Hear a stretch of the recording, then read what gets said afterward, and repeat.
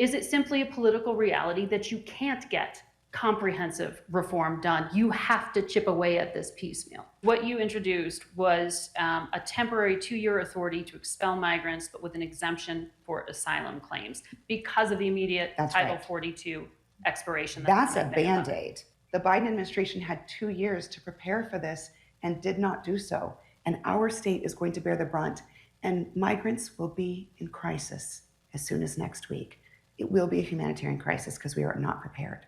So the legislation we introduced yesterday is about tiding this over, giving us some time and space for the Biden administration to do their job, and for us legislators to actually create a plan that can get through both the House and the Senate. But the votes aren't there for this replacement, essentially, of Title 42, the 2-year ability to expel migrants without guaranteed asylum hearings. We don't know that yet. We just introduced the bill yesterday. Well, Republican Senator Lankford was out criticizing it, saying it doesn't solve the problem. And he has been a partner to you. Yeah.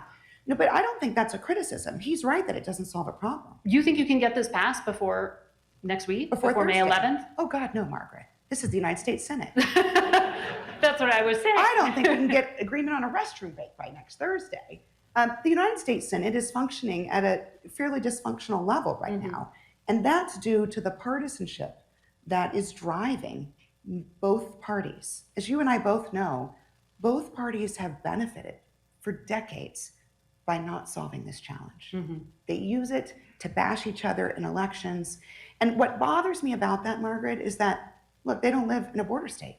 So they don't know that the mayor of Gila Bend has to put migrants in his car and drive them to Phoenix because they are released in a town that has no bus stop.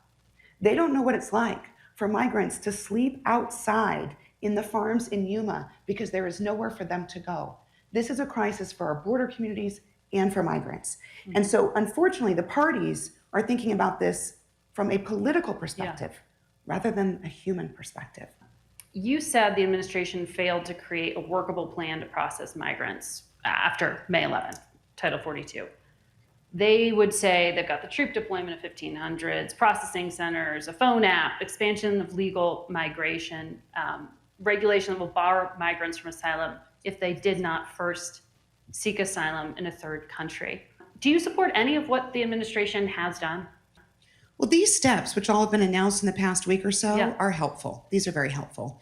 Having 1,500 troops along the U.S.-Mexico border is helpful. It is a border of over 2,000 miles, though. So 1,500 troops isn't going to get the job done. That's just the reality.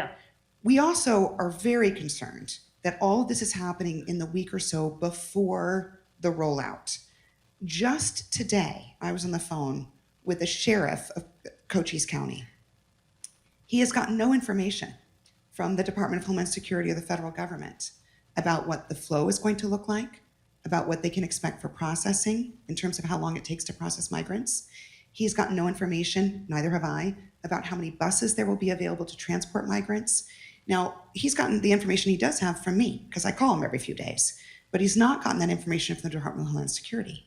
And Margaret, what's unfortunate is that I'm asking for that information and I'm not getting it. And so either the administration has that information and they're choosing not to share it, which is a problem since we're the ones who are going to deal with the crisis, or they don't have it. And that's even more concerning because how do you prepare for an inflow of migrants when you don't know what you're going to expect? And that hasn't been shared with the governor? It has not been shared with the governor. I spoke with the governor yesterday. Wow. It has not been shared. So we do not have this information. There are 3 nonprofit organizations in Arizona that provide